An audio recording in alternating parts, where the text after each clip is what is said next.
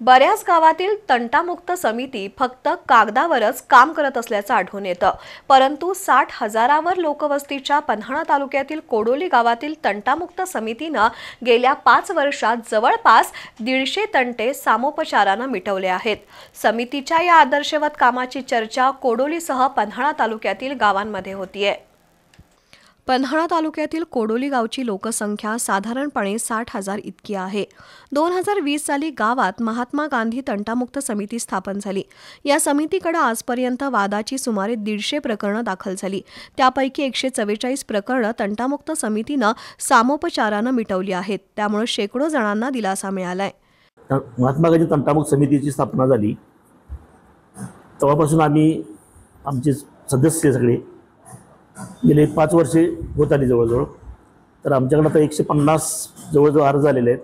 त्यापैकी 144 ते 45 पण आम्ही तंटे निर्गत केलेले आहेत. त्याच्यामुळे लोकांचा बराचसा वेळ जो पोलीस स्टेशन असेल, कोर्टात असेल, तो बराचसा वाचलेला आहे. याचं एक आम्हाला सगळ्यांनाच समाधान मिळतं. हेच मोठं या तंटामुक्त ह्या काम करताना आम्हाला एक मोठं समाधान मिळतं, एवढंच आम्हाला सांगायचं. तंटामुक्त समितीचे अध्यक्ष संजय बजागे, तलाठी अमर सांगरुळकर, सरपंच सुनीता केकरे, प्रशांत जमने, जयवंत चव्हाण पाटील, उदय पाटील, संजय भोसले, अशोक भोसले, गीतांजली भोसले, संभाजी कदम, नंदकुमार खामकर, राजेंद्र पाटील, सुरेश गायकवाड या सदस्यांची दर आठवड्याच्या शेवटी बैठक होते. तंटे असणाऱ्यांना बोलवून त्यांचा वाद ऐकून घेतला जातो.